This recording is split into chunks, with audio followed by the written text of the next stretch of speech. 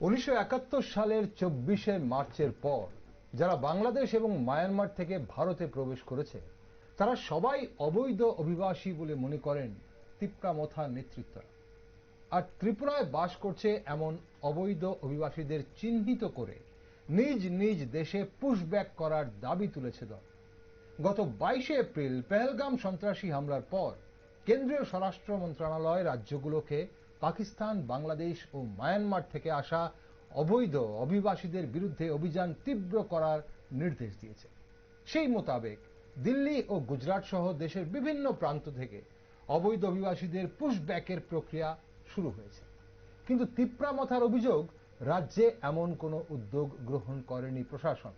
তাই রাজ্য অতি সত্বর অবৈধ অভিবাসীদের চিহ্নিত করার দাবি নিয়ে কেন্দ্রীয় সরকারের কাছে যাবে দল। আর কেন্দ্র সরকার যদি সেই দাবি না মানে তাহলে সরকার থেকে বেরিয়ে আসার হুঁশিয়ারি দিয়েছে তিপ্রামথা। তবে রাজ্যে অনুপ্রবেশকারীদের চিহ্নিতকরণের ধরন নিয়ে ইতিমধ্যেই বিভিন্ন মহল থেকে প্রশ্ন উঠতে শুরু করেছে।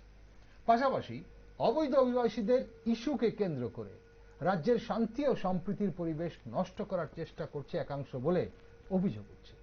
তাই আমরা বোঝার চেষ্টা করছি ভারতবর্ষ, বিশেষ করে ত্রিপুরায় ইল্লিগ্যাল মাইগ্রেন্টস অর্থাৎ অবৈধ অভিবাসী কারা, যারা 1971 সালের 24শে মার্চের পর ভারতে প্রবেশ করছে তাদের কি দেশের আইন কি বলছে তাদের নিয়ে, ভারতের নাগরিকত্বের বৈধ নথিপত্র যাদের নেই তাদের বিরুদ্ধে কি ধরনের পদক্ষেপ নেওয়া হচ্ছে সারা দেশে, রাজ্যের তিপ্রামথার দাবি কতটা যুক্তিযুক্ত, আর এই ইস্যুতে তিপ্রামথার নেতৃত্বদের মধ্যে কোনো ধরনের ফাটল কি আবার দেখা যাচ্ছে, তারই কি ড্যামেজ কন্ট্রোল করার চেষ্টা করছে মথা সুপ্রিমো, সেসব নানান বিষয় নিয়ে আলোচনা হবে।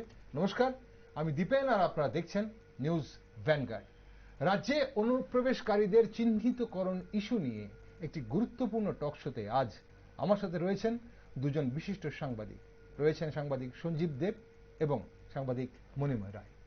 দুজনকেই স্বাগত। সঞ্জীব বাবু, প্রথমেই আসি একটা ইস্যুতে, যেটাতে মন্ত্রী অনিমেষ দেববর্মা যেদিন দেখা করেছেন এবং ডেপুটেশন দিয়েছেন ওনারা রাজ্যপালের কাছে, সেদিন উনি বলেছেন 1971 সালের 24শে মার্চের পর যারা ত্রিপুরায় প্রবেশ করেছে তারা ইল্লিগ্যাল মাইগ্রেন্টস অর্থাৎ অবৈধ অভিবাসী। এখন দেশের আইন কি বলছে? না, এটার মধ্যে নতুন করে বলার কিছুই নেই, কেননা 25শে মার্চ পর থেকে যারা এখানে শরণার্থীরা এসেছিল, এটা কি পরিপ্রেক্ষিতে এটা হয়েছিল, তখন বাংলাদেশে যখন লিবারেশন ওয়ার শুরু হয় 25শে মার্চ থেকে সেনাবাহিনী সেখানে প্লেগ্রাউন্ড শুরু করে এবং তখন থেকেই প্রচুর সংখ্যায় শরণার্থী আমাদের দেশে প্রবেশ করে। এটা শুধু ত্রিপুরা না, দেশের বিভিন্ন রাজ্যেই, আসাম, মেঘালয়, পশ্চিমবঙ্গ বিভিন্ন রাজ্যেই প্রবেশ করেছে। ত্রিপুরাতে সংখ্যাটা একটু বেশি ছিল, কিন্তু তখন যখন নাকি এই নিয়ে কি হবে একটা ইয়ে হলো, তখন চুক্তি হলো, ইন্দিরা মুজিব চুক্তি নামে যেটা পরিচিত।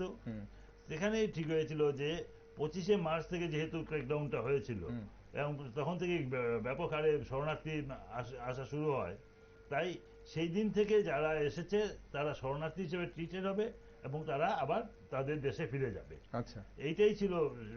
এইটাকে অত বিদেশি বলার কোনো ব্যাপার নেই, এটাই ছিল যারা শরণার্থী আসবে তারা আবার তাদের দেশে ফিরে যাবে। এই যে 6,09,000 যে ফিগারটা বলছিলেন অনিমেষ বাবু, সেই ওনারা কারা, ওনারা কবে এসেছিলেন? এটা কোন 6,09,000 কে রেফিউজি বলে ধরে নিয়েছেন বলেছেন, এবং আমরা একটু আপনাদের দেখাতে চাইবো। অবশ্যই দর্শক বন্ধুরা দেখেছেন আমাদের নিউজ ভ্যানগার্ডে এই অনিমেষ বাবুর এই বক্তব্য অনেকবারই দেখেছেন, তবে এই মুহূর্তে আরো একবার আমি পিসিআরকে অনুরোধ করব সেই বক্তব্যটা শোনাতে, যেখানে উনি বলছেন যে যারা 1971-এর 24 মার্চের আগে যারা ত্রিপুরায় ছিল সেখানে বিভিন্ন জাতির মানুষ